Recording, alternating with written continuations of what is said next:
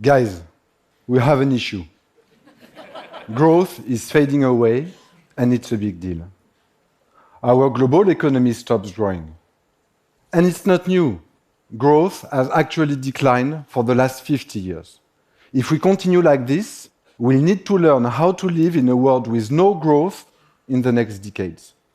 This is scary, because when economy doesn't grow, our children don't get better lives. What's even scarier is that when the pie does not grow, each of us gets a smaller piece. We're then ready to fight for a bigger one. This creates tensions and serious conflicts. Growth matters a lot. If we look at the history of growth, times of big growth have always been fueled by big manufacturing revolutions. It happened 3 times every 50 to 60 years. The steam engine in the middle of the 19th century, the mass production model in the beginning of the 20th century, thanks Mr. Ford, and the first automation wave in the 1970s. Why did these manufacturing revolutions create a huge growth in our economies? Because they have injected huge productivity improvement. It's rather simple. In order to grow, you need to be producing more, putting more into our economy. This means either more labor, or more capital, or more productivity. Each time, productivity has been the growth lever.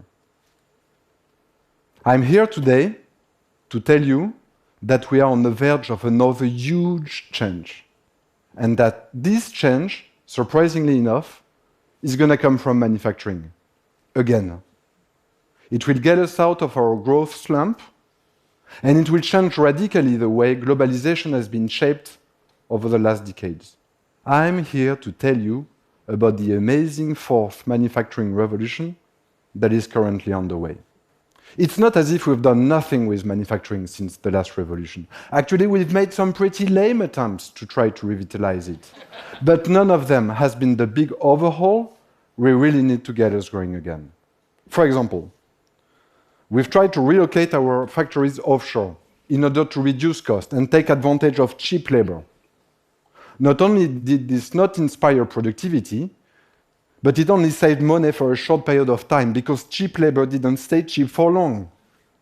Then, we've tried to make our factories larger, and we specialized them by product. The idea was that we can make a lot of one product and stockpile it to be sold with demand. This did help productivity for a while, but it introduced a lot of rigidities in our supply chain. Let's take fashion retail. Traditional clothing companies have built these offshore, global, rigid supply chains. When fast fashion competitors like Zara started replenishing their stores faster from 2 collections a year to 1 collection a month, none of them has been able to keep up with the pace. Most of them are in great difficulties today. Yet, with all of their shortcomings, those are the factories we know today. When you open the doors, they look the same as they did 50 years ago. We've just changed the location, their size, the way they operate. Can you name anything else that looks the same as it did 50 years ago? It's crazy. We've made all the tweaks to the model that we could, and now we hit its limits. After all of our attempts to fix the manufacturing model failed, we thought growth could come from elsewhere. We turned to the tech sector. There's been quite a lot of innovations there. Just name one, the internet. We hoped it could produce growth. And indeed, it changed our lives. It made big waves in the media, the service, the entertainment spaces. But it hasn't done much for productivity. Actually, what's surprising is that productivity is on the decline, despite all of these innovation efforts. Imagine that. Sitting at work, scrolling through Facebook, watching videos on YouTube has made us less productive? Weird. This is why we are not growing. We failed reinventing the manufacturing space, and large technological innovations have played away from it. But what if we could combine those forces? What if the existing manufacturing and large technological innovation came together to create the next big manufacturing reinvention? Bingo! This is the fourth manufacturing revolution, and it's happening right now. Major technologies are entering the manufacturing space, big time. They will boost industrial productivity by more than a third. This is massive, and it will do a lot in creating growth. Let me tell you about some of them. Have you already met advanced manufacturing robots? They are the size of humans, they actually collaborate with them, and they can be programmed in order to perform complex, non-repetitive tasks.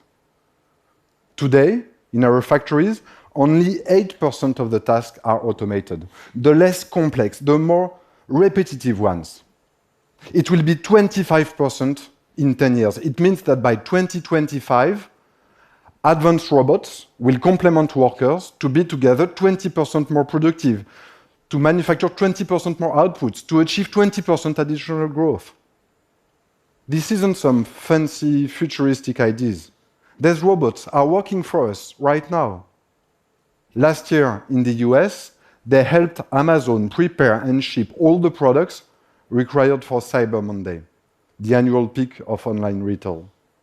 Last year in the US, it was the biggest online shopping day of the year and of the history.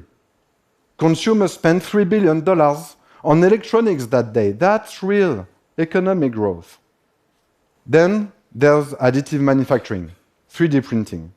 3D printing has already improved plastic manufacturing, and it's now making its way through metal.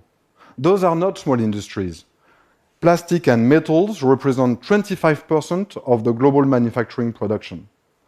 Let's take a real example. In the aerospace industry, fuel nozzles are some of the most complex parts to manufacture. For one reason, they're made up of 20 different parts that need to be separately produced and then painstakingly assembled. Aerospace companies are now using 3D printing, which allows them to turn those 20 different parts into just one. The result? 40% more productivity, 40% more output produced, 40% more growth for this specific industry. But actually, the most exciting part of this new manufacturing revolution goes much beyond productivity. It's about producing better, smarter products. It's about scale customization. Imagine a world where you can buy the exact product you want with the functionalities you need, with the design you want, at the same cost and lead time as a product that's been mass-produced, like your car or your clothes or your cell phone. The new manufacturing revolution makes it possible. Advanced robots can be programmed in order to perform any product configuration without any setup time or ramp-up. 3D printers instantaneously produce any customized design. We are now able to produce a batch of one product, your product, at the same cost and lead time as a batch of many. These are only few examples of the manufacturing revolution at play. Not only will manufacturing become more productive, it will also become more flexible, and those were exactly the elements of growth that we were missing. But actually, there are even some bigger implications for all of us when manufacturing will find its way back into the limelight. It will create a huge macroeconomic shift. First, our factories will be relocated into our home markets. In the world of scale customization, consumer proximity is the new norm. Then, our factories will be smaller, agile. Scale does not matter anymore. Flexibility does. They will be operating on a multi-product, make-to-order basis. The change will be drastic. Globalization will enter a new era. The east to west trade flows will be replaced by regional trade flows. East for east, west for west. When you think about that, the old model was pretty much insane. Piling up stocks, making product travel the whole world before they reach their end consumers. The new model, producing just next to the consumer markets, will be much leaner. much better for our environment. In mature economies, manufacturing will be back home, creating more employment, more productivity, and more growth. Good news, isn't it? But here's the thing with growth. It does not come automatically. Mature economy will have to seize it. We'll have to massively retrain our workforce.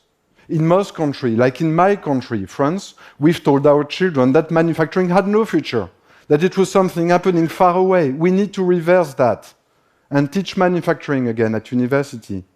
Only the countries that will boldly transform will be able to seize this growth. It's also a chance for developing economies. Of course, China and other emerging economies won't be the factory of the world anymore. Actually, it was not a sustainable model in the long term, as those countries are becoming richer. Last year, it was already as expensive to produce in Brazil as to produce in France. By 2018, manufacturing costs in China will be at par with the US. The new manufacturing revolution will accelerate the transition of those emerging economies towards a model driven by domestic consumption. And this is good, because this is where growth will be created. In the next 5 years, the next billion consumers in China will inject more growth in our economies than the top 5 European markets together. This fourth manufacturing revolution is a chance for all of us. If we play it right, we'll see sustainable growth in all of our economies. This means more wealth distributed to all of us and better future for our children. Thank you.